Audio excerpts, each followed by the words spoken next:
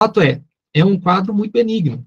Geralmente, a mãe vai trazer a seguinte apresentação clínica. São episódios bem agudos, recorrentes, a frequência varia muito de criança para criança, que dura poucos minutos a algumas horas, mas não mais do que isso.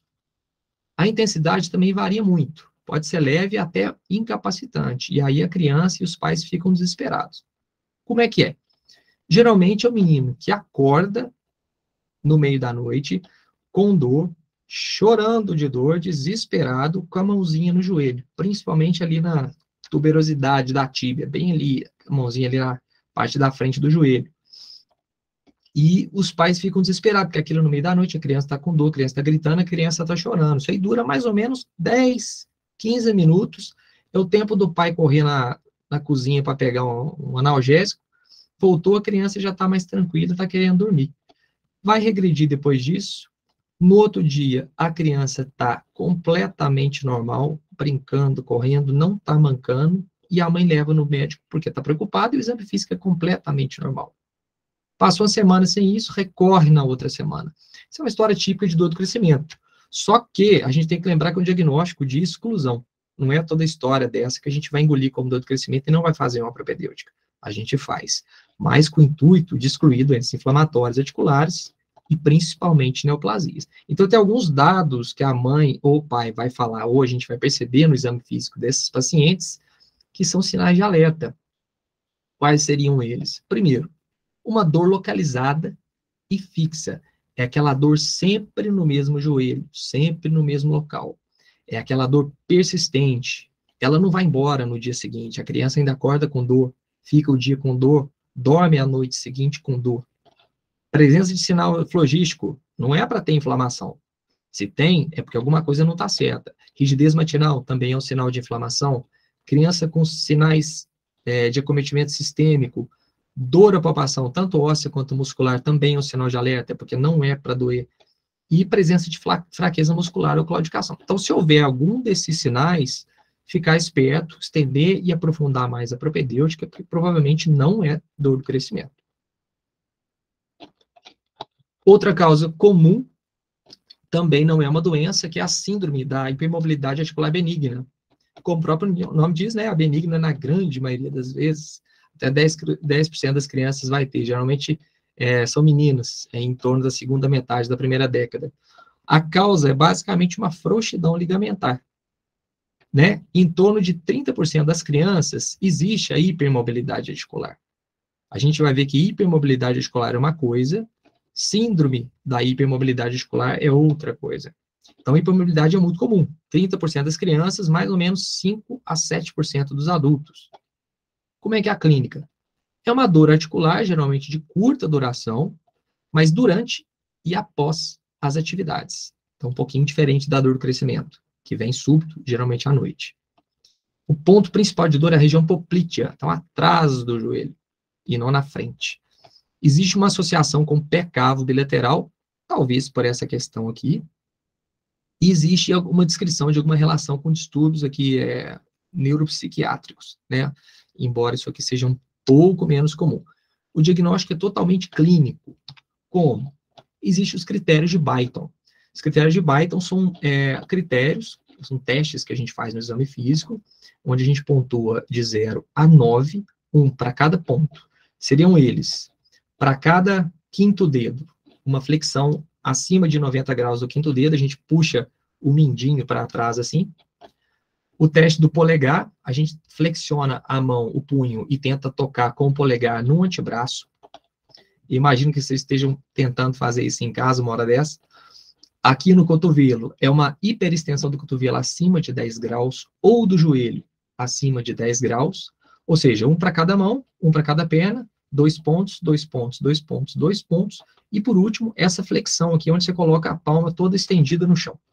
Ou seja, 9. Para o paciente ter hipermobilidade articular, ele tem que preencher 6 dos 9 para ser classificado como hipermóvel. Mas para ter a síndrome da hipermobilidade, não precisa dos 6. Basta ele ter 4 dos 9, mais uma clínica compatível. Ou seja, isso daqui que eu falei. Isso aqui é muito comum no consultório. O tratamento é basicamente um reforço muscular, a gente estimula a atividade física. Naqueles casos mais intensos, a gente orienta o uso de órtese naquela articulação que está dolorida durante a realização de atividade física, e sintomático, muito tranquilo.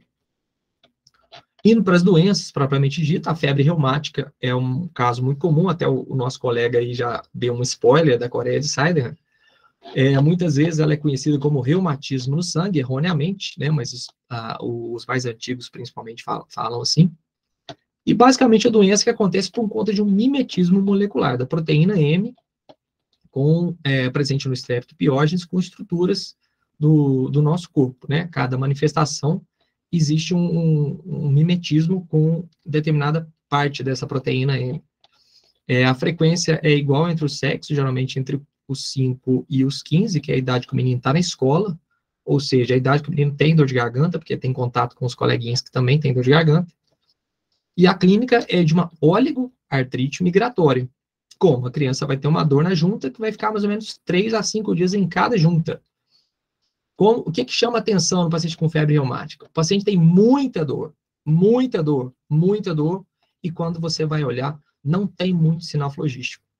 Não tem tanto calor, não está tão inchado, você põe a mão, não consegue papar muita coisa, mas o menino está urrando de dor. Isso é típico da febre reumática. Curiosamente, a gravidade do quadro articular é inversamente proporcional à gravidade do quadro cardíaco. Nesse caso, lembrar de abrir o leque para investigar outras coisas. A cardite, muitas vezes, pode se apresentar como insuficiência cardíaca, mas nem sempre. Muitas vezes é um discreto prolongamento do intervalo PR, que pode demorar para sumir. A Coreia de Seidenham, como o Igor falou, ela pode apresentar muito tardiamente. Então, retrospectivamente, o neurologista vai fazer o diagnóstico da febre reumática por conta disso aqui, ó. A mãe vai falar assim, doutor, 6 meses atrás, ele ficou sem andar, de tanta dor na junta. E pode aparecer isoladamente, o que torna muito mais difícil de descobrir, né? Os nódulos subcutâneos com eritema marginado são outras manifestações bem menos frequentes. A Coreia de Seidenham já é pouco frequente, essas duas aqui é menos frequentes ainda. Geralmente são nodulações indolores na superfície extensora do antebraço, e o eritema marginado ele tem o centro um pouco mais claro. Ele até lembra um pouco aquela lesão da doença de Lyme, né? Só que ela é menos anelar, ela é mais irregular. Tratamento do quadro articular, analgesia, anti-inflamatória. A gente reserva o corticoide somente se houver cardite. Lembrar de, nesses casos, pedir ecocardiograma para todo mundo, para ver se não há sinal de acometimento cardíaco. Então, botei essa imagenzinha para a gente lembrar dos critérios maiores de febre reumática, os critérios de Jones, né? Tá aqui um ossinho, lembrando de joint, o coração, os nódulozinhos, o E de eritema e o S tremendo aqui para lembrar da Coreia de Seidenham. Então, para efeito de classificação, 2 critérios maiores, ou um maior e 2 menores, que são esses que estão escritos em roxo aqui embaixo, seriam suficientes para classificar, com a comprovação de contato prévio com o Streptococcus pyogenes. Aí, no caso, o aslo teria um papel importante. Só para a gente lembrar da penicilina benzatina, para a gente não prescrever desnecessariamente, ela tem 2 finalidades. Primeiro, prevenção primária, ou seja, matar o streptopiose da garganta do menino no quadro agudo de amidalite, e, se já tiver desenvolvida a febre reumática, impedir que isso aconteça novamente. Ou seja, uma prevenção secundária, que ele vai tomar a cada 3 semanas. O tempo de tratamento vai variar muito de acordo com a presença ou não de doença cardíaca ou sequela. Outro quadro comum e até muito parecido com a febre reumática são as artrites reacionais. A febre reumática não deixa de ser uma artrite reacional, mas um pouco mais diferentes. Essas aqui também chamadas são artrites transinfecciosas, que muitas vezes elas vêm junto com a infecção. Como que é? A criança que tem um quadro de dor articular ou artrite durante ou após quadros infecciosos, geralmente até 4 semanas depois. Então é sempre importante perguntar, fulana, ele teve gripado recentemente? O irmãozinho teve gripado e ele teve com o nariz correndo, ele teve dor de garganta? Que muitas vezes a gente vai pescar isso daqui. Acontece por uma infecção direta, né, das células sinoviais ou mimetismo molecular, como na febre reumática. O quadro geralmente é um quadro autolimitado é óligoarticular, ou seja, a gente não tem muita articulação envolvida, caracteristicamente menos ou igual a 4. E esse quadro dura uma semana. Raramente se estende mais do que isso. O que sugere um quadro de artrite reacional? Casos semelhantes, outros casos de doença infecciosa previamente na família. Então, a mãe vai falar, olha, o menino está com dor na junta, teve gripado 2 semanas atrás, mas o irmãozinho também tá. Outros coleguinhas da escola também tá. A pesquisa do pródromo infeccioso é muito importante para a gente chegar nessa conclusão. Você pode até procurar o vírus, sorologia, PCR, etc. Raramente é indicado, né? São vários vírus, entre eles, a apresentação clínica pode variar um pouquinho, né? Alguns é mais monoarticular, alguns são mais poliarticular, mas não muda o fato. O tratamento é só de suporte, vai melhorar com ou sem remédio, com ou sem médico. Então, a gente trata só para alívio de sintoma que aquilo vai passar. Geralmente é quadro autolimitado. Já a artrite séptica é considerada uma urgência reumatológica, é um quadro grave. Um quadro grave que na faixa etária pediátrica, a maioria dos casos está menor de 3 anos. Acontece geralmente por contiguidade, alguma lesão na pele, ou disseminação hematogênica, também é possível, né? 80% dos casos é o Staphylo aureus, mas lembrar que nos adolescentes a gente tem que pensar em gonococo também, principalmente de acordo com, né, os adolescentes mais velhos ou mais espertinhos, né, que hoje em dia tem muito. Então, como é que é o quadro clínico? Geralmente é uma monoartrite, é uma junta só, com muita flogose, junta grande, olha aqui, junta grande, junta vermelha, quente pra caramba. Bem o contrário da febre reumática, que é uma junta que dói, mas você olha assim, parece que não tem nada. Por Staphylo aureus, né, ou gonococo, se por fungo ou micobactéria, o quadro nem sempre é tão agudo, geralmente crônico, insidioso e em paciente imunocomprometido. Além do quadro articular, claro, muita febre, muita toxemia, a criança fica prostrada, cai o estado geral. Nesses casos, punção é mandatória para confirmar, geralmente traz uma quantidade de leucócitos líquidos sinovial acima de 50 mil, né, as custas de polimorfo nuclear, mas para pesquisa do bicho, cultura e gram do líquido sinovial para poder guiar o antibiótico. Tratamento, além de drenar, são 3 semanas de antibiótico. Matar o estafilococcus oxa, ceftriaxona, no caso de adolescente, né, associado aqui, pensando em gonorreia, e recém-nascido e pequenininho, pasta cefotaxina. A sinovite transitória do quadril é menos conhecida, mas é muito mais frequente do que a gente pensa. No quadril, é a principal causa de dor. Geralmente é uma dor importante, mas unilateral. É um quadro súbito e de forte intensidade, então chama muita atenção e geralmente a mãe vai levar a criança no pediatra por conta disso. O fator desencadeante, a maioria das vezes, é infeccioso, mas pode ser alérgico, pode ser traumático, pode ser até medicamentoso. Geralmente criança em torno de 5 anos. Mas a mãe vai pensar, putz, mas é uma monoartrite aguda tão intensa assim, será que não é uma febre reumática? Será que não é uma artrite séptica? Uma coisa que ajuda a diferenciar uma da outra é a presença do derrame articular do outro lado. Então, quer dizer, 1/4 dos casos tem derrame do outro lado. A artrite séptica não costuma dar derrame, não costuma ser poliarticular. Geralmente é uma articulação só. Então, a presença de sinal inflamatório em outra junta diminui essa possibilidade. E tem outra coisa também, ó, PCR baixinho, como eu falei lá no começo. PCR das doenças reumáticas é isso aqui, 20, 25. Passou de 50, pode procurar que a chance de infecção é muito grande.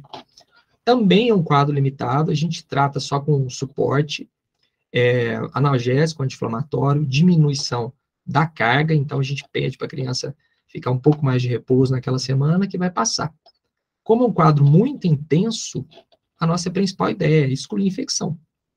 A ausência de febre e queda do estado geral, somado a alterações laboratoriais que falam contra, ajuda, né, a gente nessa questão.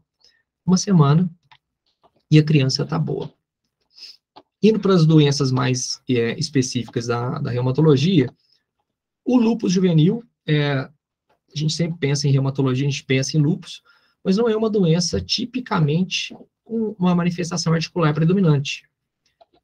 Só lembrando, é uma doença multissistêmica, é grave, mais grave do que nos adultos. A principal faixa etária são as meninas adolescentes, né, reforçando aquele papel do estrogênio na fisiopatologia. Quando doença muito precoce, antes dos 5 anos, pensar em imunodeficiência, sobretudo de complemento. E um dado importante é que as crianças têm mais artrites do que os adultos, mas não é uma artrite agressiva. Geralmente ela é não erosiva, ela não é agressiva, poliarticular de pequenas articulações. O que chama atenção são os sintomas sistêmicos, aí no caso principalmente a nefrite, né, o sinal de edema, sinal de anasarca, sinal de proteinúria. Então, quando a mãe vai levar, ela não vai levar a criança no pediatra por dor articular. Vai levar porque a criança está prostrada, a criança está esquisita, a criança está tendo febre, mancha na pele, e como coadjuvante, ela vai falar que está com dor na junta também.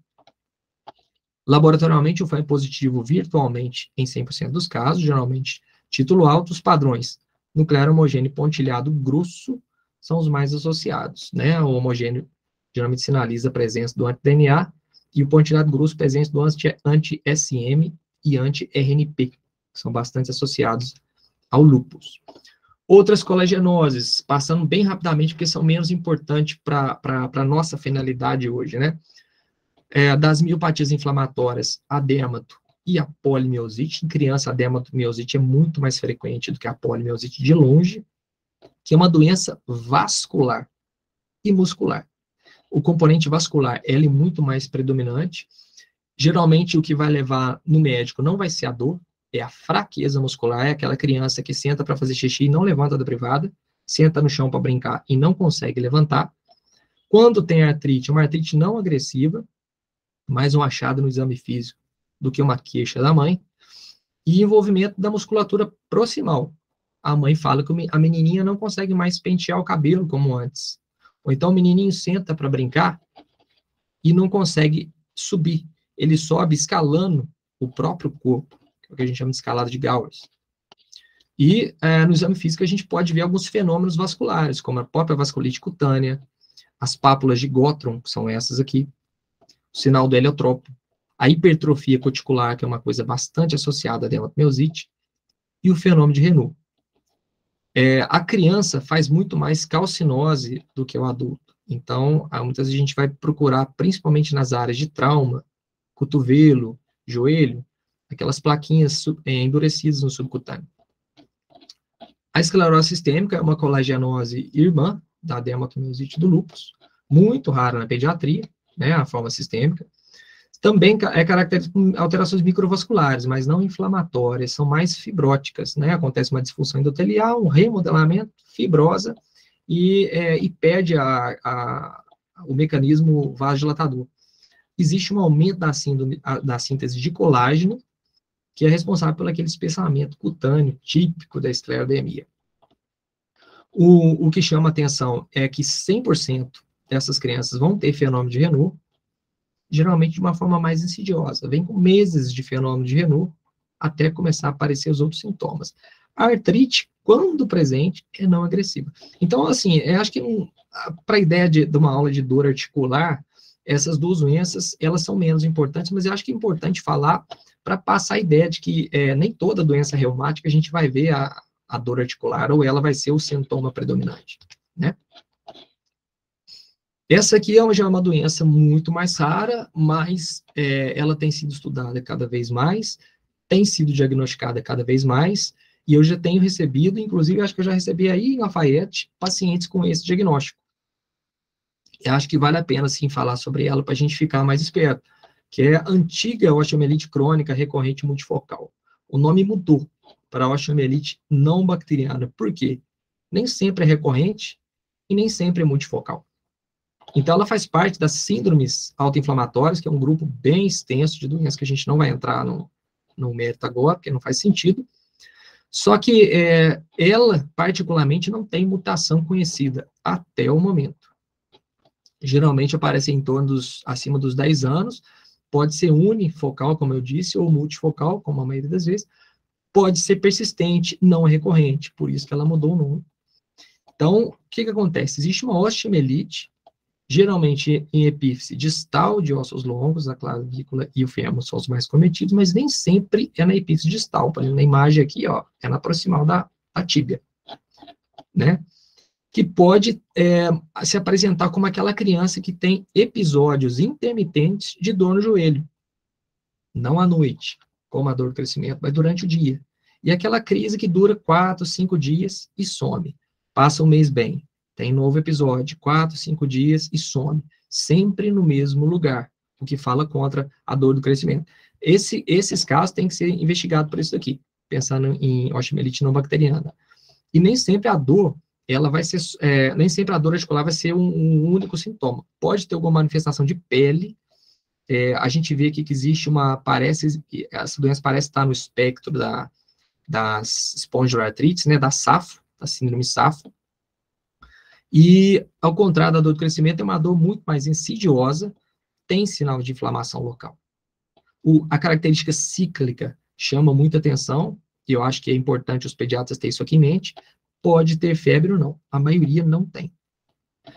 É recomendado fazer biópsia sempre que possível. Por quê? Excluir infecção e excluir a neoplasia.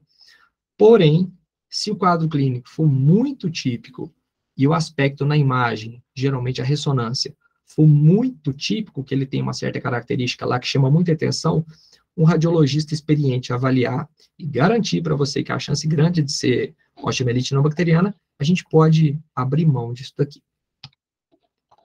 E para finalizar, a principal causa de atendimento do nosso ambulatório de reumatologia pediátrica da Santa Casa, que são as artrites juvenis. Então, não é uma doença, na verdade, é um grupo de doença. A classificação vem mudando ao longo do tempo, a última classificação, que é a que eu trouxe, é de 2019, onde fala de um grupo de artropatias inflamatórias crônicas, geralmente acima de 6 semanas, em pacientes menores de 18 anos. Então, a primeira mudança aqui, antigamente era menor de 16. Lembrando que é um diagnóstico de exclusão, e essa talvez seja a principal mensagem para vocês.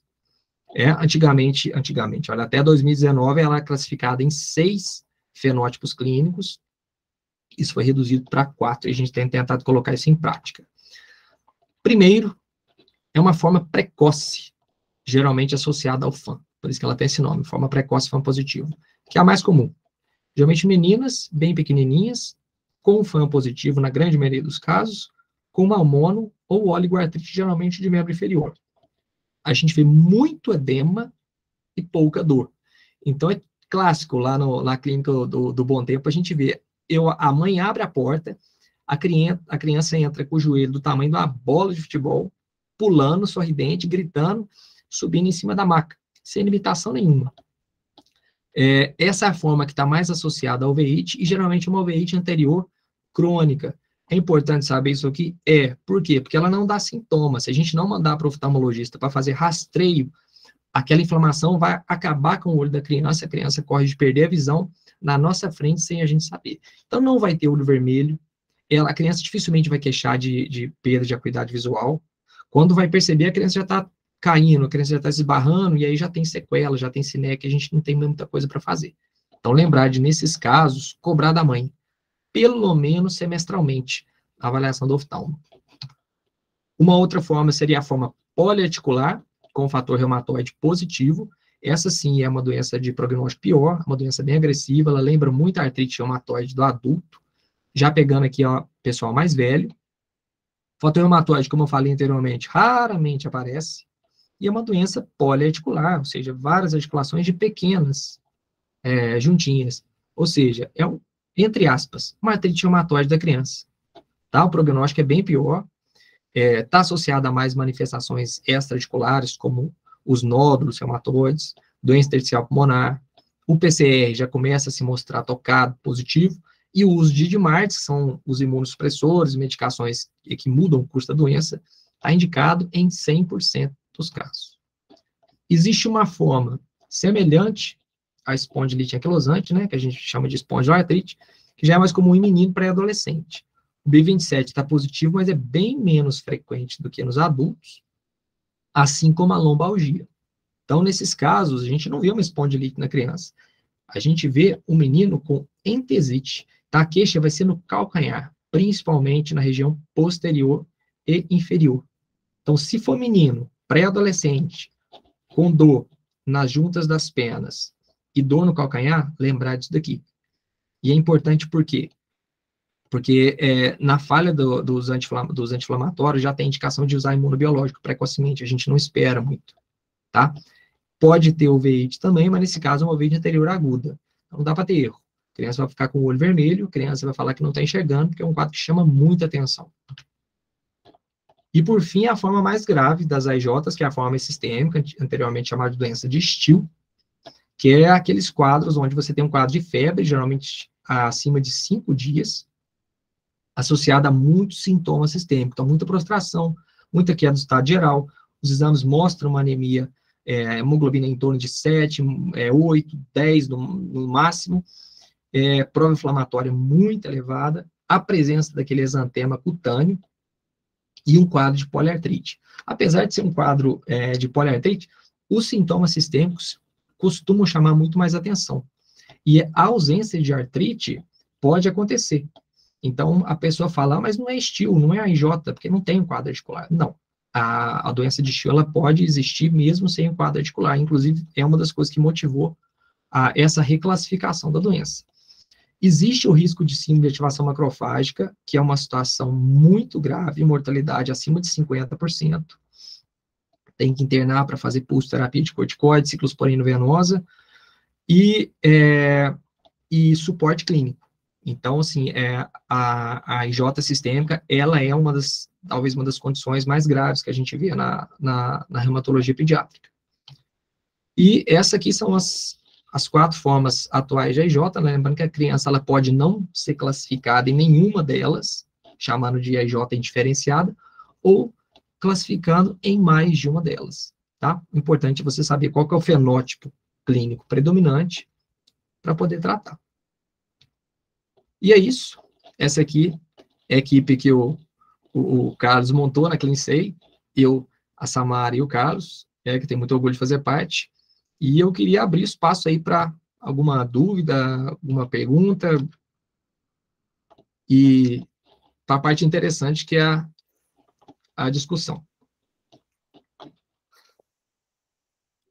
Felipe, sensacional, você foi brilhante, uma aula que abordou bastante assuntos que são complexos, geram muita dúvida aí nas pessoas. Eu, por exemplo, estou cheio de dúvida, mas eu não vou ser deselegante a ponto de não deixar os colegas se manifestarem. Mas, para o final, eu vou fazer minhas perguntinhas para você. A turma aí da pediatria, os acadêmicos, vamos aproveitar, vamos extrair a informação desse cara aí o máximo. Vamos lá. Todo mundo que quiser fazer pergunta, estamos às ordens. Se ninguém fizer nada, tiver acanhado, aí eu entro em cena. Nossa querida Meire. Por favor, Meire. Bem, em primeiro lugar, Felipe, parabéns pela apresentação, de muita utilidade e nos deixou atentos, principalmente para o algoritmo a seguir, né, na propedêutica. Né, sinais importantes que têm que ser valorizados para ir traçando o diagnóstico, né, dando um afunilamento no algoritmo da propedêutica. E eu gostei muito, eu ia te perguntar no final, como que a gente fala dor de crescimento, que é ruim a gente colocar isso no diagnóstico sem ter certeza absoluta e está sendo uma forma de designar a artralgia, né, do crescimento, em relação a que não é doença, né, que é benigna e tal. Então, você disse aí, dor recorrente benigna do crescimento. Então, deveremos colocar dessa forma? Isso. A nomenclatura varia um pouco de acordo com a fonte. Uhum. Dor recorrente benigna em membros é o que eu vejo mais na literatura nacional, na tradução. Em membros. Dor recorrente benigna da infância é o nome que usa mais na literatura internacional. No popular, Meire, dor do crescimento. Não adianta falar um nome complicado desse para a mãe, que ela vai falar, doutor, dor do crescimento, né? Dor do crescimento. Mas eu estou dizendo em termos de prontuário. Não. Dor recorrente benigna em membros ou da infância. Tá. Muito obrigada.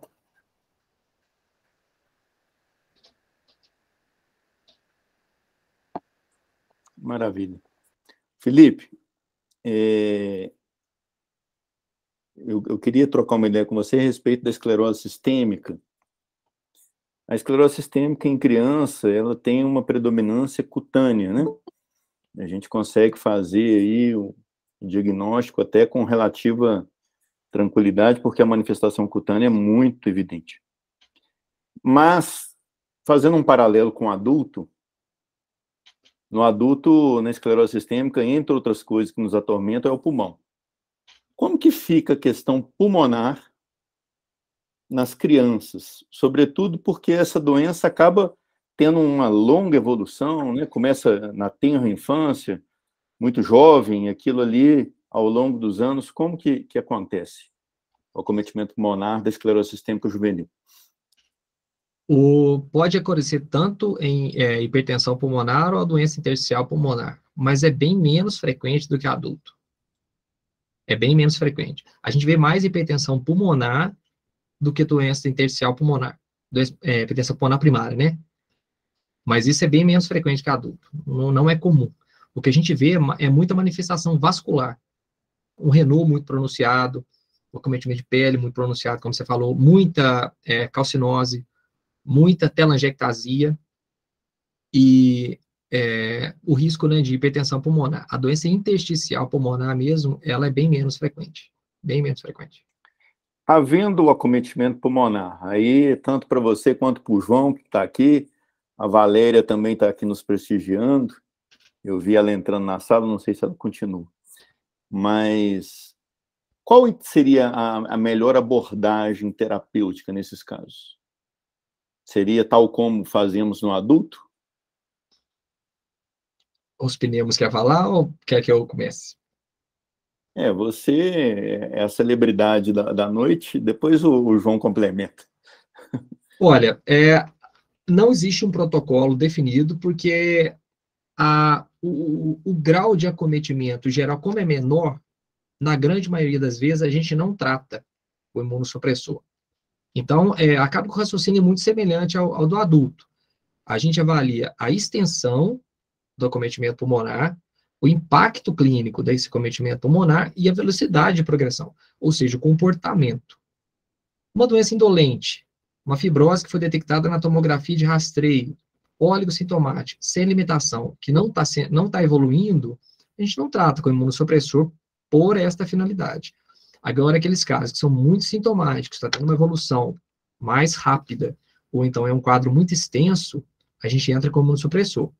Pulso terapia de metilprednisolona, seguida de manutenção com azathioprina, ou naqueles casos ali moderados, por exemplo, uma dissociação, muito acometimento pulmonar, pouco sintomático, uma evolução mais lenta, pode tentar só fazer com azathioprina no microfenolato. Ok. João, quer complementar alguma coisa? A minha complementação é muito fácil, né? Muito simples, ela quase que se encerra no meu comentário. O meu treinamento formal é somente em adultos, né? É diferente da reumatologia, que acaba englobando um pouco as duas coisas apesar de ter esse treinamento formal também, mas minha amostragem é só em adultos. Aí teria que ser mais com reumato ped. Não dá para usar a analogia do adulto para a população pediátrica aí. Tranquilo. A Letícia levantou a mãozinha, depois eu passo para o Igor. E depois para o Alexandre Patrus. Vamos lá, Letícia. Boa noite e obrigado pela presença. Boa noite para todos. Eu acabei perdendo o início da apresentação, infelizmente, mas eu queria agradecer pela discussão, né, que foi feita aí sobre o caso que a gente viu hoje. O doutor Alexandre Patrus me passou um pouquinho que discutiu aí também, né, e eu acho que é uma oportunidade, né, grande, assim, que a gente tem de tanto ver essa discussão, né, que a princípio seria mais distante, mais teórica, e aí hoje a gente já teve a oportunidade, né, de hoje, na prática, a gente vê um caso, né? Então, era mais um agradecimento mesmo. O doutor Igor aí tá junto aí também, né? Preceptor aí da residência, então foi bem rico aí, né, essa discussão. Depois a gente vai discutir para ver os detalhes, então. Obrigada. E aí, Igor, palavra é sua. Obrigado aí, Felipe, parabéns pela excelente palestra. Eu teria uma dúvida. É o seguinte, nós pegamos essa criança hoje, né? Ela não é muito a área. Minha formação é neuroadulto, depois eu fiz a neuropediatria e assim, a gente consegue reconhecer, mas a questão do tratamento a gente tem que dar uma pesquisada. E eu andei vendo, né, a manifestação dela quando ela chegou no consultório foi uma fraqueza, né? Quando a gente foi avaliar, ela tinha uma hemicoreia. Aí eu fui a pesquisar, né, e tudo, e a questão da hemicoreia de Siderham, ela é presente, está presente somente em 20% dos casos das coreias de Siderham, né? Ela é um quadro mais raro, ela só tinha uma coreia de um lado. E ela tinha essas dores articulares, né? A principal hipótese mesmo é a coreia de Siderham. A gente pediu exames para descartar as outras causas de coreia, essas milhares de causas de coreia na infância, mas tá bem parecido mesmo que vai ser uma coreia de Siderham. A nossa dúvida é o seguinte: é, o tratamento seria com corticoide, né, na Coreia, quando a Coreia tá bem grave, no caso dela atrapalhando na escola, né, ela não consegue ficar sentada, nós até filmamos ela ficando sentada, mas ela não consegue ficar sentada, e a professora até encaminhou ela achando que era um TDAH, porque ela não ficava parada. E os movimentos são bem bruscos. Então, a gente, inicialmente, nós fizemos corticoide, nós iniciamos hoje corticoide, ácido valproico, e nós ficamos um pouquinho na dúvida, porque a gente até pesquisou em algumas referências, inclusive no UpToDate, e o UpToDate falava que na vigência de Coreia, né? Mesmo na ausência de alterações cardíacas, que ela tinha um eco normal, tinha um eletro aí que vai precisar ser repetido, um eletrocardiograma, falava que o tratamento seria penicilina, né, benzatina até os 21 anos. Você concorda com isso mesmo? E a gente ficou em dúvida, até 21 anos mesmo e tal. É que a gente pensa assim, que a Coreia é uma manifestação grave, por esse motivo ele vai ter que usar a bezetacil por mais tempo. Não, pior que não. A Coreia, o que guia, na verdade, o tempo e a duração da bezetacil como profilaxia secundária é envolvimento cardíaco. Então a gente pensa assim, não envolveu o coração até 21 ou 5, que for maior. Envolveu o coração, pelo menos 10, ou até os 25. Se deixou sequela, aí a literatura diverge entre fazer até os 40 ou a vida inteira. Tá? Porque é duro você fazer a vida inteira bezetacil na pessoa. Né? Mas uma coisa que você citou que é importante, a Coreia, ela não é exclusiva da febre reumática, você deve ter visto, e um paciente que tem Coreia e artralgias ou artrite naquele momento, a gente tem que pensar que se não for febre reumática, a gente não tiver comprovação do estrépito, ou um quadro oligoarticular migratório, com aquela característica de muita dor, a gente tem que pensar em lúpus também, Sim. e síndrome antifosfolípide, que pode ser uma manifestação da síndrome antifosfolípide, e pode estar abrindo um lúpus ali com a SAF secundária. Sim, já vi muitas manifestações iniciais da Coreia no lúpus, verdade, na residência. É um Ela tinha um diagnóstico fã, diferencial. ela já tinha um fã, ela veio com uma investigação já da pediatra, sabe? E ela já tinha um fã negativo, sabe? E igual você tinha falado na aula aí, que o fã tá altamente positivo na infância, né? E ela já dava essa questão, mas é interessante, então, fazer essa profilaxia, né? Assim, até os 21. A Coreia, por si só, não indica uma profilaxia maior, não. Mas o cometimento cardíaco mesmo, mas como você falou, tá guardando o eco, né? Não, ela tem um eco normal. De agosto. Normal. De agosto. De agosto. Seria interessante, Igor, resgatar um eletrocardiograma, caso ela tivesse feito, da época que ela teve o quadro articular. Que se tivesse um alagamento de PR, por exemplo, já indicaria até os 25 anos. Sim, ela tem um eletrocardiograma, a gente até mostrou para o Dr. Patrus, que está presente, ele mostra um bloqueio de ramo direito, sabe? Mas nenhuma outra alteração específica, assim, dos critérios, né? Mas a gente vai repetir. Eu faria até os 25 anos. Eu pedi uma ressonância, né? A gente sabe que faz diagnóstico diferencial, né? Com outras condições. Na Coreia de Siderham, a ressonância vem normal, geralmente, sabe? E então, assim, tá tudo virando para ser isso mesmo, sabe? Bacana. Interessante o caso. Por curiosidade, geralmente o Dr. Carlos Bontempo que deve pegar muito caso. Essa coreia, provavelmente, ela com a medicação ela vai melhorar e tudo, ela vai fazer profilaxia até os 21 anos, beleza, vai embora, vai melhorar. E aí, quando ela tiver gestante na adulta, pode ser que essa coreia volte. Vocês já ouviram falar em Coreia engravidaram?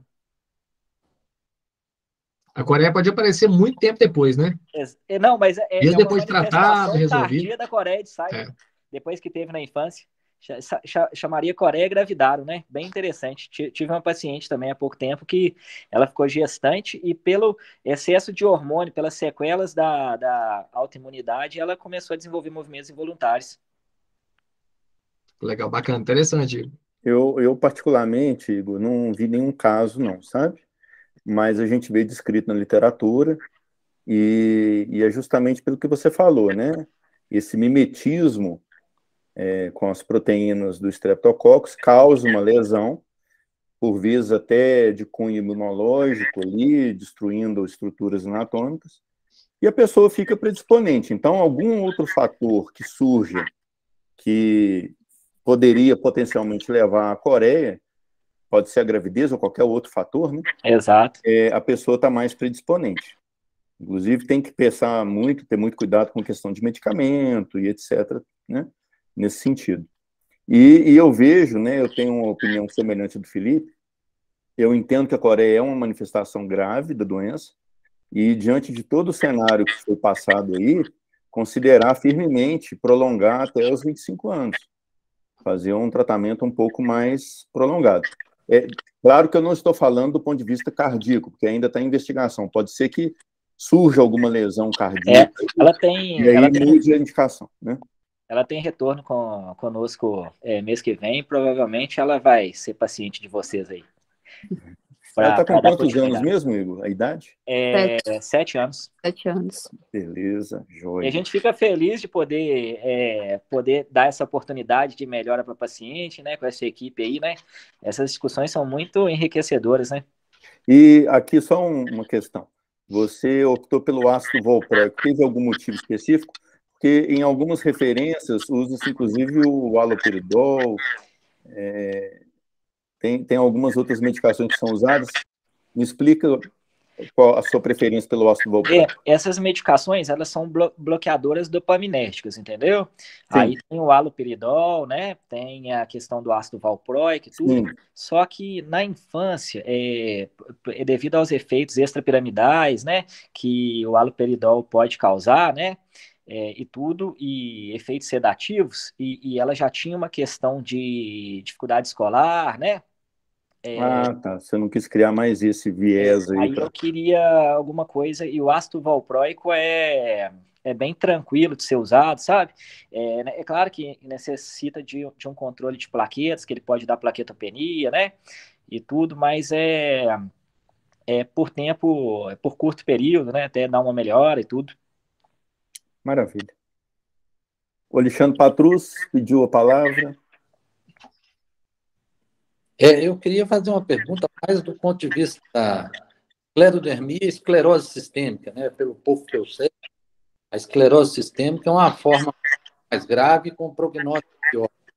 Eu tenho até uma colega de turma que está com esclerose sistêmica e fiquei bem assustado com ela na nossa formatura lá, que ela realmente está consumida, sabe? E eu queria saber um pouco mais sobre a questão do prognóstico, né?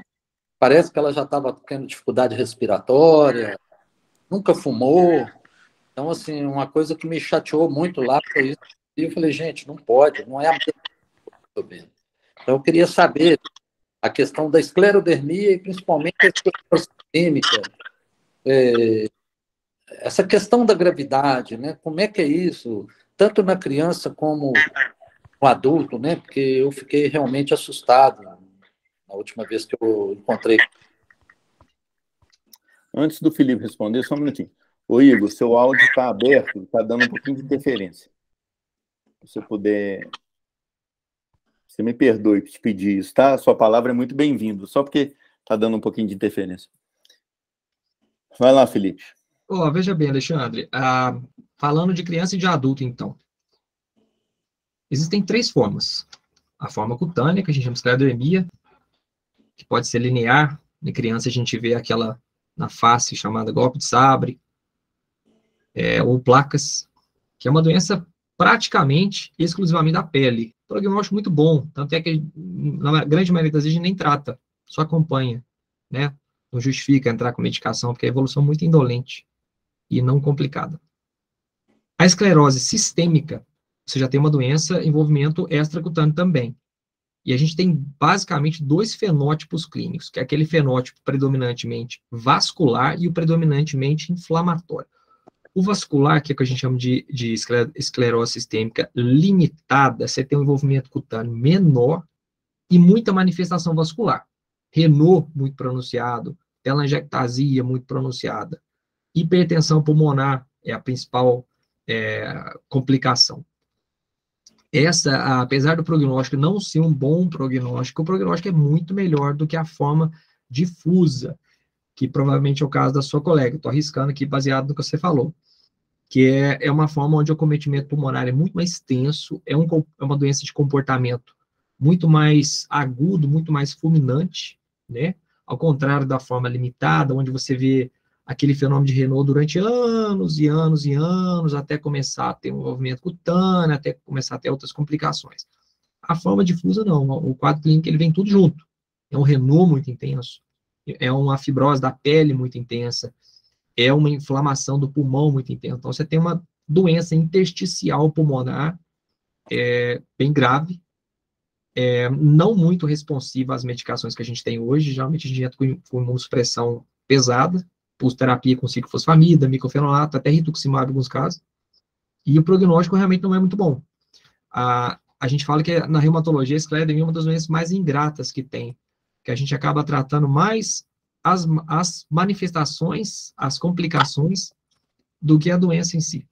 Que, em geral, elas não respondem muito bem, e a gente acaba tampando os buracos. Então, é uma hipertensão pulmonar, que a gente vai usar um vasodilatador, é uma esofagopatia, que a gente vai usar um procinético, e um inibidor de bomba de próton, ou então um vasodilatador para o Renault. Então, assim, o prognóstico não é muito bom, mas a doença ela tem uma tendência a atingir um grau de inflamação, de acometimento, estabilizar ali. Dali para frente, ela não avança mais, do ponto de vista inflamatório. Mas a pessoa acaba convivendo com aquele dano, com aquelas complicações, e aí, de acordo com o grau de envolvimento, você vai ter graus diferentes de qualidade de vida, né? Eu vi ela com uma caquexia absurda, faces cadavérica, sabe? Na hora que ela foi sorrir, eu fiquei impressionado. E até que me falaram era esclerose, falaram que era uma esclerodermia, mas eu falei assim, eu acho que está muito pouco para esclerodermia. Não, certamente não é. Certamente esclerose sistêmica. Sabe, é angustiado, cara. Eu acho que é esclerose sistêmica mesmo, né? Não, com certeza. É que ele usa esse termo esclerodermia para referir a uma das 3, sabe? Isso a gente vê com frequência, né? Mas o nome certo seria esclerose sistêmica. O dela, provavelmente, é a forma difusa. Uhum. Obrigado. Só complementando aqui um detalhezinho, o Felipe esgotou praticamente o assunto, é que a esclerodermia pode ser a doença em si, mas a esclerodermia é uma expressão que pode significar uma manifestação da esclerose sistêmica. Então, a esclerose sistêmica, tanto difusa quanto a limitada, ela se manifesta com esclerodermia. Então, a esclerodermia pode ser tanto uma manifestação, como pode ser a doença por si só. Tal como o fenômeno de Renault. O fenômeno de Renault pode ser a doença por si só e terminar nela, e pode ser manifestação clínica de várias outras doenças, né? Mas o Felipe explicou aí muito bem, e o que eu posso compartilhar com você, Patrus, é que a esclerose sistêmica talvez seja uma das doenças mais frustrantes que tem na reumatologia. A resposta terapêutica é muito precária, nós praticamente, a gente luta, né, claro, nós não cruzamos os braços, mas a gente praticamente vê a doença evoluir nos nossos olhos, de uma maneira, assim, bem grave mesmo. Recentemente, a gente conseguiu dar passos largos aí no tratamento, sobretudo quanto ao acometimento pulmonar e na hipertensão pulmonar. Mas, mesmo assim, ainda não está naquela coisa, né? Mas a gente conseguiu evoluir um pouquinho. Lembrando que a esclerose sistêmica costuma ter uma manifestação renal grave, eventualmente acontece uma crise renal, então ficar muito atento com isso, embora não seja uma manifestação que a gente vê com frequência, pela gravidade é importante estar ciente. E muito da caquexia dela que você viu, claro que tem um acometimento cutâneo que acaba tornando o rosto mais afinado, né? É uma característica da própria doença. Esses pacientes podem ter acometimento do trato gastrointestinal e evoluir com má absorção. Então, é algo também que é importante a gente estar... Né, Felipe? Falei... Bem lembrado, bem lembrado. Tinha esquecido do acometimento renal, que é muito grave nesses casos. Né? Meu caro João Paulo Moraes Neiva. Boa noite a todos os colegas, né? Minhas grandes referências, muito, muito bom sempre poder ouvir vocês. E 2 comentários. O tanto que é sempre surpreendentemente bom poder participar, poder ouvir essas aulas que vocês têm proporcionado pela Associação Médica, porque sempre vem muito conhecimento novo e muitas gratas oportunidades.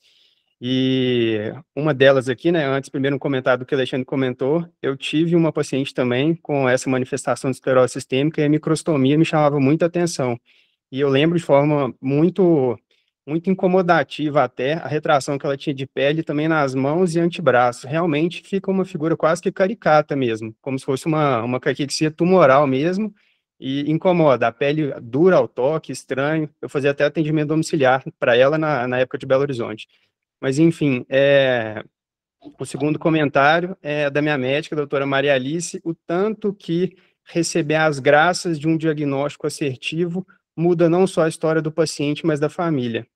A minha memória, minha referência temporal não é muito completa, porque eu tinha só 8 anos de idade, mas eu lembro o transtorno, pesadelo, literalmente, que foi acordar com essa manifestação monoarticular.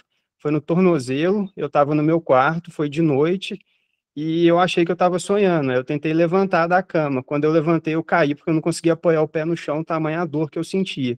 E eu acordei chorando, fui rastejando, bati na porta do quarto dos meus pais, e meu pai, sem entender, minha mãe também, me pegaram no colo e me levaram no pronto atendimento.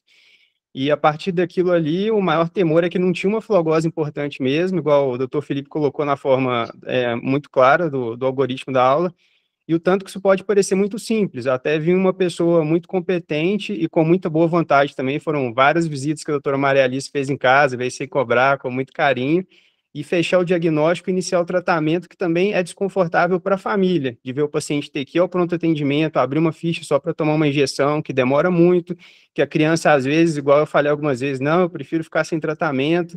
E aí eu tinha um medo, que foi a paz que me foi trazida do diagnóstico e tratamento adequado. Eu tinha medo de não conseguir andar, eu literalmente não conseguia apoiar o pé no chão. Então, tanto que às vezes uma aula que pode parecer um tema alheio a gente, distante da gente, igual eu vim para prestigiar aí um grande professor, que é o Dr. Felipe Dier, e os outros colegas, e eu não lembrava dessa questão minha. Quando eu vi o comentário do Dr. Igor e da doutora Maria Alice, a gente se identifica um pouco. Então, o tanto que, sempre quando a mente expande, né, o tanto que ela mantém naquele tamanho ali, cada vez recebendo mais conhecimento, faz bem para a gente e gera essa gratidão. Então, muito obrigado aí, meus mestres e meus colegas, meus médicos. Doutora Maria Alice, estou achando que a senhora vai ter que manifestar aí. Meu Maria Alice, minha segunda mãe, mudou minha vida. Maravilhoso, ele é um gatinho, é mais um filho, né? Viu? Eu que agradeço. Um beijo, viu?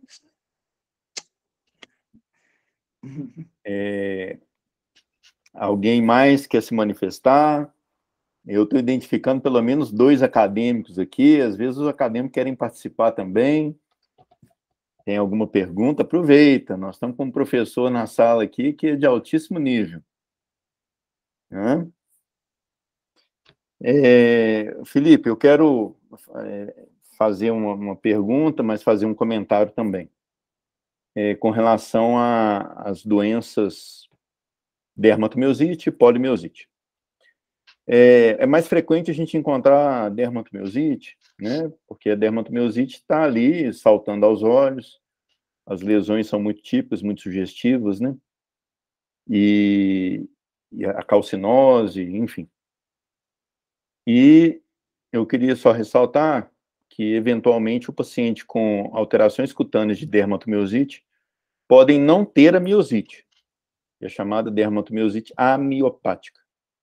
Então, o fato de avaliar a questão muscular e perceber que não há diminuição de força, não há limitação de movimento, e não tem alterações de enzimas musculares, não exclui o diagnóstico de dermatomiosite por causa da dermatomiosite amiopática, né?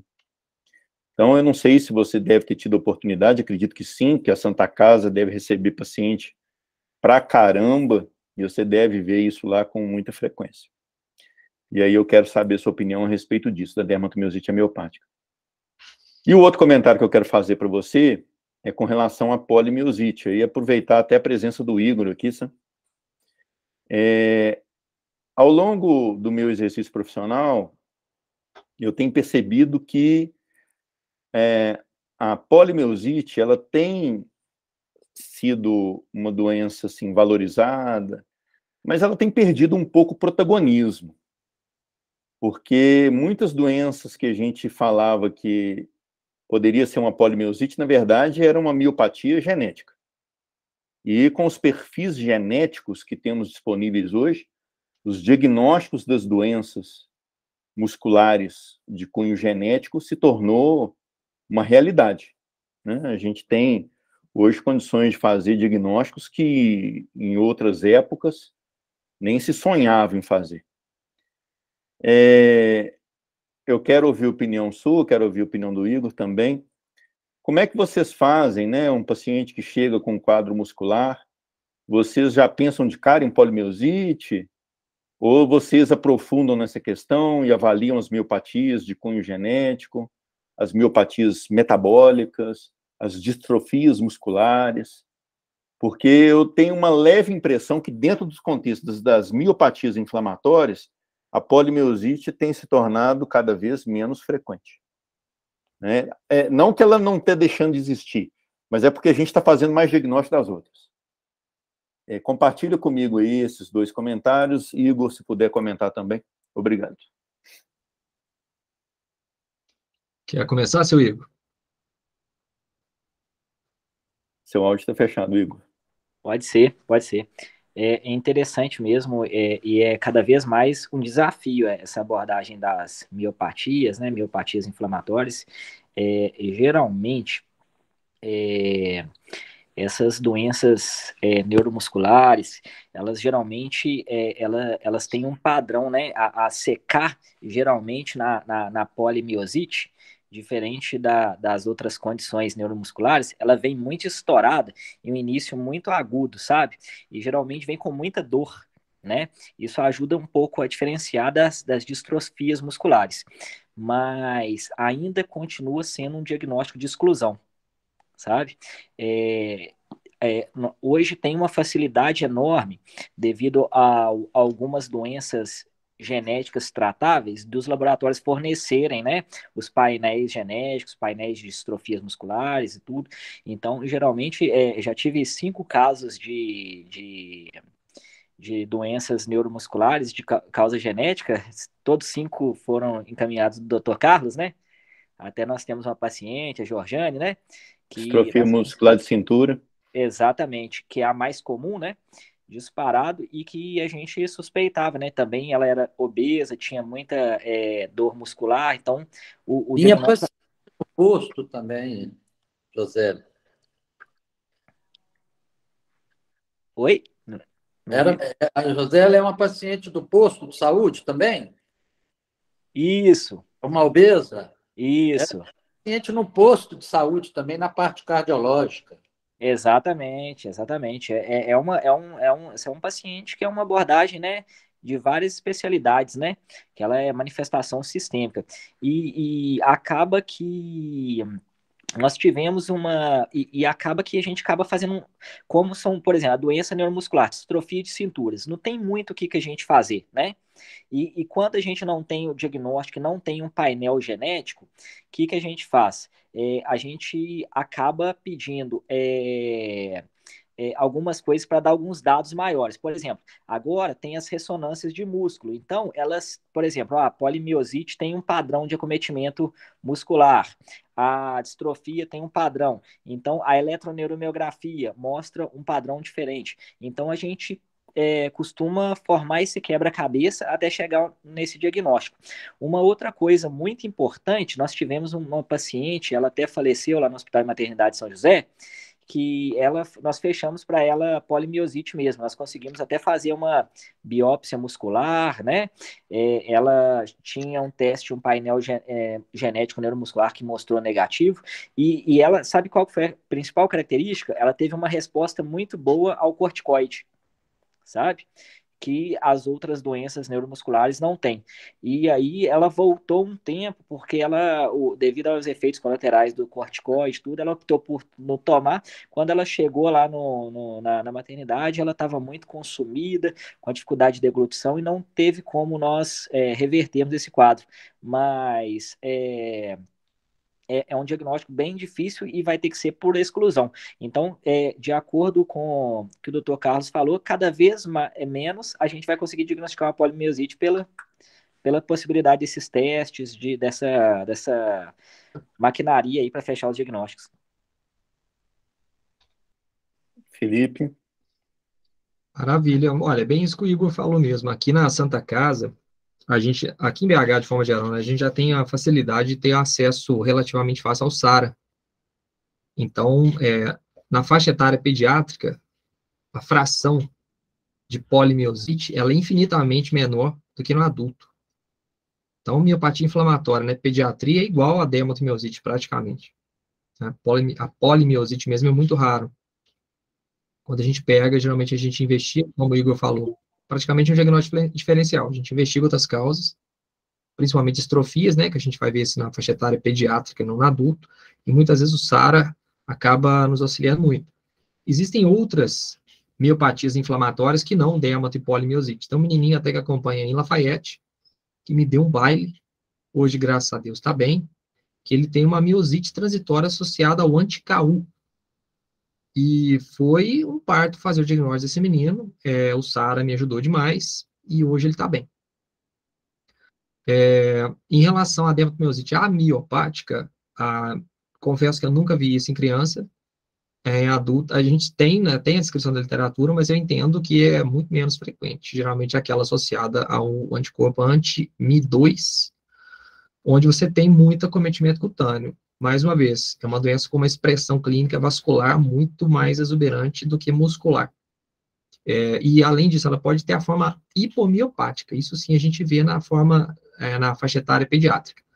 A criança não tem clínica de fraqueza, mas ele tem aumento de enzima muscular, além do quadro cutâneo bastante exuberante.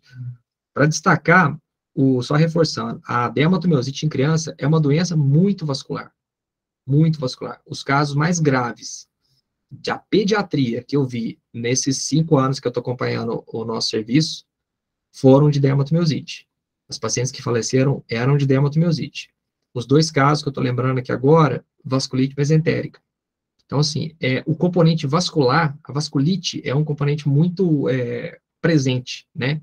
A gente vê muito vasculite cutânea, a gente vê muito calcinose, e até vasculite de órgão interno. Eu vou dar a palavra para os convidados, só fazer um complemento.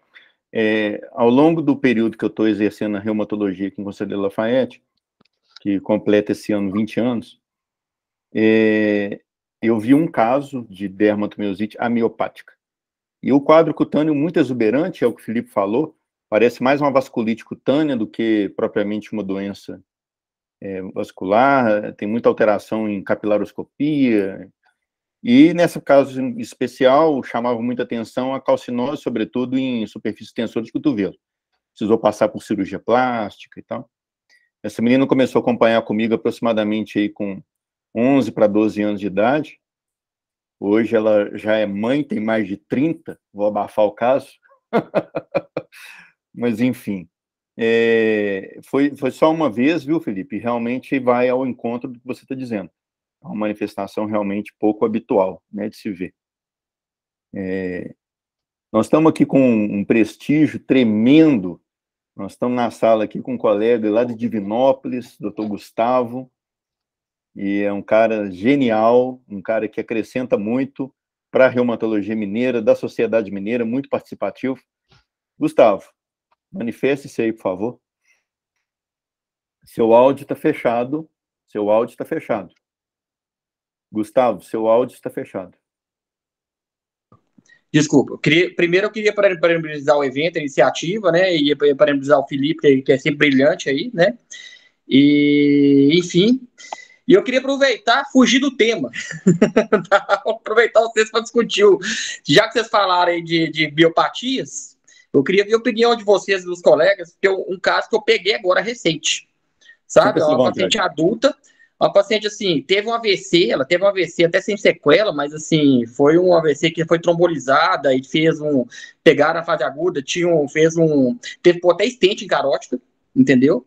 Depois desse evento, assim, alto risco cardiovascular, depois desse evento, essa paciente começou usou a clopidogrel estatina, e depois de começar a estatina, começou uma fraqueza em membros inferior típica, proximal típica, sabe? Chegou no consultório, eu já falei assim, eu já achei que era uma miopatia induzida, provavelmente uma polimiosite induzida por estatina. Aí eu tirei a estatina dela, até associei clopidogrel, às vezes pedi ressonância, enzimas, né, secava quase 10 mil, a ressonância mostrou miosite, pela dificuldade toda de propedêutica, e acabou que eu optei não biopsiar, porque pela dificuldade toda de particular, não tem convênio, e para mandar para, né, análise no imunohistoquímica, eu acabei, e a HMG-CoA reditase também é muito caro, e acabei bancando esse diagnóstico agora, recente. E comecei, até que a fraqueza dela não está muito intensa, não, sabe? Assim, apesar dos níveis de secar. A questão comecei corticoide dose baixa para ela, por causa das comorbidades, e metotrexate. A questão é o seguinte, essa paciente tem alto risco cardiovascular, inclusive com stent. Vocês dariam exatimiba para ela? Porque estatina eu tirei, acho que não dá para usar estatina. O que os colegas acham aí? O que vocês pensam? Eu vou dar uma opinião, mas é uma mera opinião, ela não está pautada em evidência, não, tá? Exatamente, eu iniciaria o ezetimiba, acho que é uma grande, né, uma alternativa diante do risco cardiovascular e tudo, mas eu começaria bem de leve, aquele start low, go slow. Então, talvez eu começaria aí 2 vezes por semana, observaria como é que ela ia, passaria para 3, ia acompanhando aí uma enzima dela a cada 15 dias, a cada 30, e ia fazendo a coisa bem gradual, bem sutil, porque eu tentaria fazer dessa maneira, sabe? Muitas vezes essas reações são idiosincrásicas, mas a gente não está usando a mesma classe de medicamento. Exatamente. Medicamento diferente. Então, se você falasse, vamos usar uma pitavastatina, que teoricamente é a que menos dá, eu ia falar com você, não, eu não faria. E foi com Rosuva, né? Rosuva dá muito pouco também. Dessas todas aí, pelo menos o que falam, né, é que a pitavastatina talvez seja a que menos dê. Mas como a gente está trocando mecanismo de ação, é uma molécula bem diferente, talvez não dá idiosincrasia. E aí eu faria dessa maneira, eu iria bem devagar, sabe? Até ali na literatura, que ezetimiba também pode dar biopatia, né? Claro. Agora, assim, talvez o mecanismo é diferente, né? Sim. Mas, assim, aí é menos estudado que a estatina, menos escrito, né? É uma coisa, sabe, que aí depois eu quero até ouvir a opinião dos colegas todos, é um negócio que vai avançar muito na medicina nos próximos anos, é o estudo genético, a farmacogenética. E a gente sabe que muito desses efeitos colaterais está mais relacionado a uma questão genética, né, de processamento, de enzimas, né, do que qualquer outra coisa. Então, essa paciente provavelmente ou ela tem uma deficiência enzimática, ou ela tem uma hipersensibilidade genética à medicação, e pode acontecer dela fazer uma reação cruzada, mas não sei. Eu tentaria dessa maneira, sabe? Eu já tentei dosar o HMG-CoA, só de curiosidade, R$2.000 que custa o exame, o anti-HMG-CoAs, e os convênios não cobram. Entendi. Entendeu? Assim, aí é a dificuldade. Assim, eu já, não com essa paciente, eu já tentei fazer em outro, o paciente falou assim, não tem como fazer esse exame, não. Aí falou, realmente não tem. Mas eu dei uma mera opinião, eu sou um mero reumatologista, nós temos Carlos aqui na sala, temos neuro, tem o Felipe, exatamente, um cara por isso sensacional, vamos ouvir todo a opinião mundo aí para... dela, O AVC dela foi um AVC comum de coisa, não foi? Foi de carótida, foi doença de carotídea mesmo, e ela ficou sem sequela. Ela ficou sem sequela, ela foi tratada em tempo hábil, foi sem sequela. Ela tá funcionalmente, ela tá bem, e tem um stent na carótida. Acharam a lesão de carótida de, acho que 80%, 90%, e botaram stent. Tá e logo depois estatina mais o AS, aí... O clopidogrel ela tá usando, né? Eu voltei o clopidogrel, ela já estava sem, eu peguei, tirei a estatina e botei o clopidogrel nela. Eu peguei, fiz e deixei as duas, assim, e para ver. Porque na cardiopatia a gente deixa 1 ano, né? Sim, ela já tinha mais tempo, assim, que ela tem, mas aí começou, tem uns 6 meses de fraqueza, sabe que começou? Por aí. Difícil resolver isso aí. Quer comentar, Igor? Então, na verdade, assim, ela tem um AVC de grandes vasos, que é a classificação TOUST 1. E aí, a questão do AVC dela, ela foi resolvida, que é a questão da obstrução carotídea. E aí, provavelmente, assim, não vai ocluir de novo, né?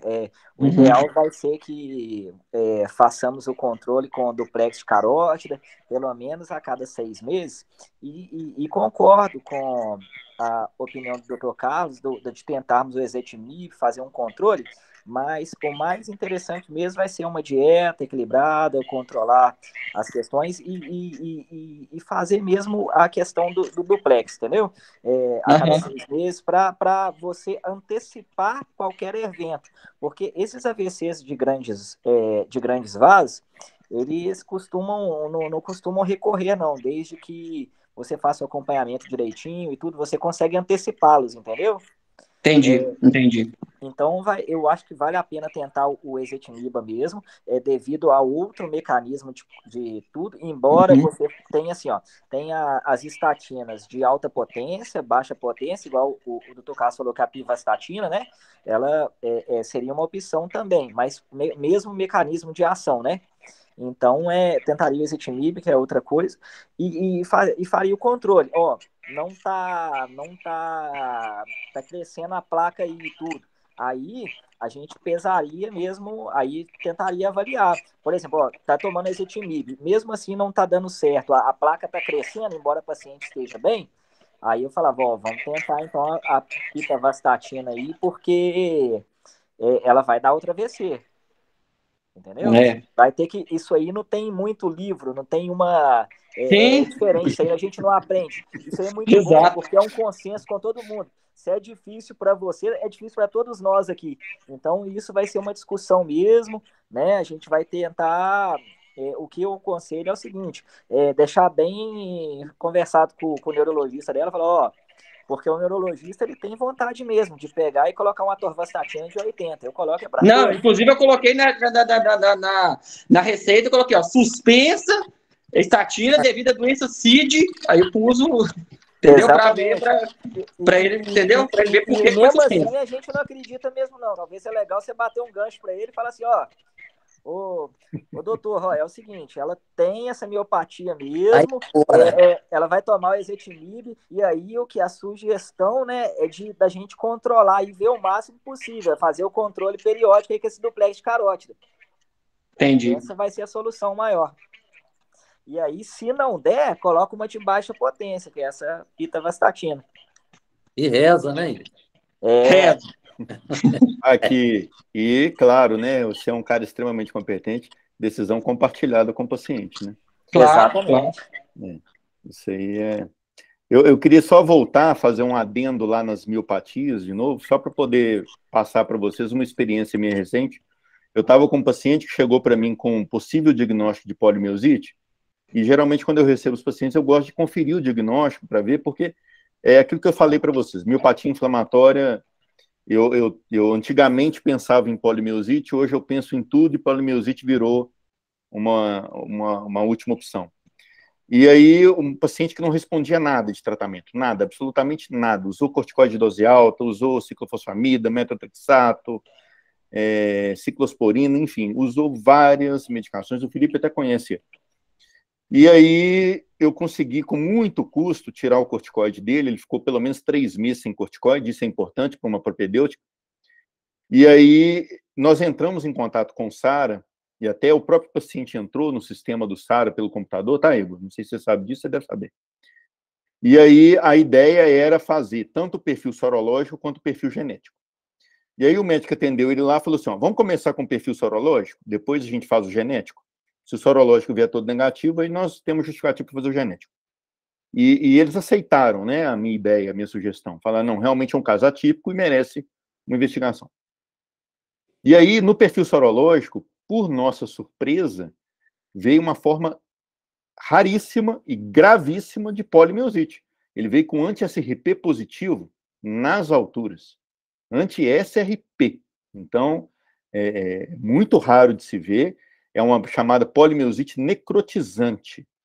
E ele não ia responder ao tratamento, porque o tratamento da polimiosite necrotizante é imunoglobulina e rituximab. Então, só passando aqui, compartilhando com vocês a possibilidade de ter acesso ao SARA. O SARA, outrora, já foi até difícil de ter acesso, hoje está bem acessível, o próprio paciente consegue agendar consulta pela internet. É bom saber. E consegue, você sabe, cara, se consegue a gente fazer essa propedêutica toda, miopatia, tipo, de biópsia direcionada, tudo, consegue fazer? Ah, consegue, bacana. sim. Eles fazem, inclusive, o perfil de autoanticorpo lá, Gustavo.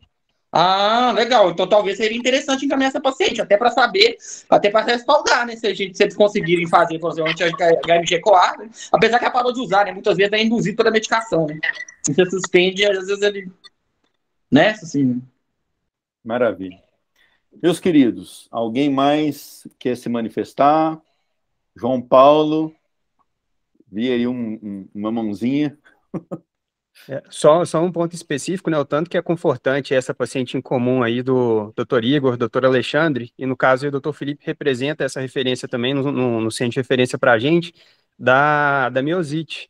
Eu tive a oportunidade de assistir essa paciente em específico, e o diagnóstico dela era distrofia de cinturas tipo 2D, que eu nunca tinha visto até então, e era um caso para o Igor, né? Nossa brilhante referência na neuro que faz esses diagnósticos mais diferenciados. E essa paciente tinha como referência o SARA, que é onde ela conseguiu fazer o perfil genético dela. E o motivo de ter aparecido para mim foi em específico por uma situação pontual, que era uma avaliação cirúrgica pneumológica devido à fraqueza diafragmática, né, que acentuaria no contexto dela de cirurgia bariátrica, depois de uma fratura de tornozelo. E o tanto que esse paciente, além de ter o conforto cômodo e também técnico de uma assistência regional, mas também está atrelado a um centro de referência para esse alto custo, que geralmente são doenças que, além de a gente não ter o respaldo todo que a gente gostaria de evidência, tem também a questão de custo, né?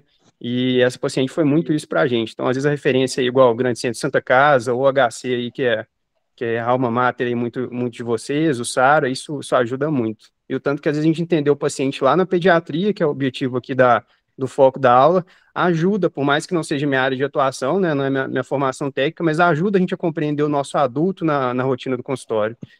Isso é muito bacana. Maravilha. Felipe, a gente está com tanto prestígio que nós temos um colega da ortopedia na sala. Pensa bem. Né? Vai lá, Cadá. Fala aí. O seu áudio está desligado, tá? Boa noite. Fico agradecido de poder estar aqui desfrutando de tanto conhecimento, tá? Muitos, né, o Patrus deve estar assim, o que o Cadá está fazendo? Eu gosto muito de trauma, né? Eu trabalho onde que a saúde acaba, que é dentro do hospital. Quando eu falo, às vezes tem os acadêmicos, eu falo, gente, médico é clínico, né? E assim, eu sou piolho de pronto atendimento, eu atendo muitas das vezes, igual assim, criança tá vindo, qualquer coisa que eles pensam para lá que tá mancando, eles mandam para ortopedia. A ortopedia que vê que não é, já encaminha para o neuropediatra que a gente tem aqui, salva muito a gente, que é o Igor, tá? Agradecer a todos vocês, tá? Muito obrigado mesmo. E o meu fica desligado aqui, porque eu estou na sessão pai, fazendo dever. Mas é isso aí, eu estou aqui de orelhinha em pé, e obrigado aí a todos vocês. Boa noite aí. Muito bom, muito bom. Obrigado, viu, Cadá, pela sua presença. Mais alguém, gente? Letícia, quer compartilhar mais alguma coisa? Ione Gomes. Não, só queria realmente agradecer a oportunidade, porque hoje caiu como uma luva aí essa aula, foi muito bom. Obrigada por todos aí mesmo. Doutora Denise, pediatra, quer se manifestar? Tem alguns colegas que eu não conheço, fiquem à vontade, viu? Leonardo Almeida, Ione Gomes, caso queiram se manifestar. Doutora Isabela Lemos, quer fazer aí algum comentário? Não, só parabenizar a boa aula do Felipe Didier aí. A gente tem vários pacientes em comum, mas graças a Deus, criança com artropatia, graças a Deus eu não tenho. Mas eu assisti a aula para, né, como ele mesmo disse, eventualmente pode aparecer um caso, alguém pergunta, é bom a gente ter algum conhecimento sobre isso também. Maravilha. Obrigado, tá, pela presença. Imagina. Os nossos queridos futuros médicos aí, doutor Pedro Ernesto, aluno da doutora Samara, Mariana, aluna de Barbacena, querem se manifestar? Eu queria agradecer a oportunidade de poder assistir essa aula, apesar de eu ainda não conseguir pegar tudo que vocês falaram, mas dá uma boa base para caso eu veja algo no futuro. E ainda tem um bom tempinho para formar e dá para aprender essas partes. Mas muito obrigado, a aula foi muito clara e foi uma ótima aula. Muito bem, Pedro. A gente aprende muito pela repetição. Então, dentro da sua formação, tenta participar o máximo possível, né, desse tipo de evento. A gente vai aprendendo muito em ouvir as pessoas, essas discussões são muito ricas, e ali você acaba pegando um pouquinho, no final das contas você vai aprender um tantão. Gente, então, Boa assim... noite, gente. Queria também agradecer, né, pelo convite de ter participado da aula. Meu nome é Mariana, sou acadêmica, e eu gosto muito de participar, né, acadêmico, gosto de pegar de tudo. E, assim, a reumatologia realmente é uma área bem complexa, mas muito interessante. Eu ainda sou suspeita nesse assunto porque eu gosto muito de pediatria, então, assim, gostei de ver. Obrigada, gente. Sejam bem-vindos, viu? Participem quando puderem e quiserem. Gente, pelo adiantar da hora, não querendo ocupar muito o tempo do Felipe. Felipe, mais uma vez, muito obrigado. Foi sensacional. Obrigado. Eu não tenho nem palavras e vou dar a palavra para você encerrar aí. O encerramento é seu. Muito bem, gente. Olha, que eu agradeço a oportunidade. Conheci vários colegas aqui que eu só conhecia por relatório, por encaminhamento. Dizer que eu estou à disposição. Eu estou todas as quintas-feiras lá na CleanSay, até do dia inteiro. Se precisar encaixar um paciente, é só entrar em contato com as meninas que a gente dá um jeito, tá? E os diagnósticos são difíceis, como vocês viram, né? Então, do mesmo jeito que vocês precisam do reumatologista pediatra, eu também estou precisando o tempo inteiro do neuro, ou do cardio, ou do ortopedista, do pneumo. Então, assim, é bom a gente estreitar o laço, porque, como o Gustavo disse, o que é difícil para um, é difícil para todo mundo. E nessas horas, quanto mais pessoas pensando, principalmente da mesma forma, se ajudando, é melhor. Tá bom? Estou à disposição. Obrigado pela oportunidade. Obrigado. Obrigado, Carlos. Obrigado, pessoal. Obrigado, Carlos. Obrigado. Muito obrigado. Boa noite a todos. Bom descanso. Boa noite, gente. Boa noite.